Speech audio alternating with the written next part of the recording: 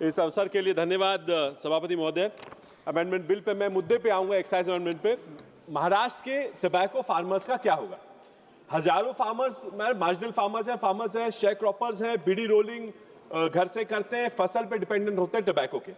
Excise duty directly उनके procurement price पे hit करेगी, इनका इनकम गिरेगा, डिमांड क्रैश होगी। ये सरकार किसानों की जेब से पैसा निकालकर अपनी रेवेन्यू बुक भरना चाहता है क्या? टबैको और बीड़ी का सबसे ज्यादा कंजम्पशन ये गरीब और कम पढ़ाई वाले लोग करते हैं।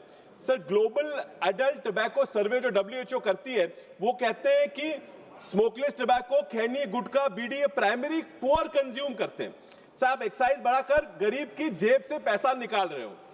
Most tobacco consumption prevalence is low socio-economic. It's a survey. 9% of women and 38% of women above 15 are tobacco consumers. And rural area में ये percentage ज़्यादा जाके पुरुषों में 43% जाता है। सर, सरकार कहती है हेल्थ के लिए कर रहे हैं। सर, हेल्थ के लिए कर रहे हैं तो फिर बैन करो, शुरू क्यों रखते हो? अगर जान बचाना प्रायोरिटी है, if you really care about the people, then you should ban it.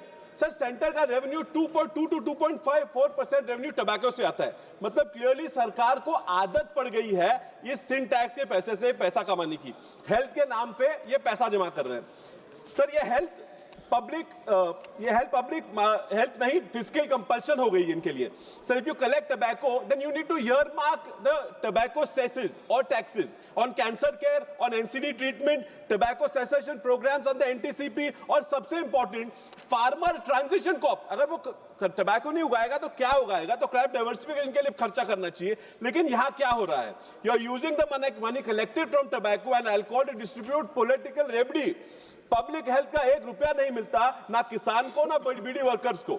Sir, excise is not a political exercise. ये कोई वोट बैंक मैनेजमेंट का तरीका नहीं होना चाहिए। Excise policy must be based on public health impact assessment and livelihood impact assessment, not election arithmetic. आपने महाराष्ट्र के किसानों के लाइवलीहुड इम्पैक्ट का स्टडी पेश किया क्या?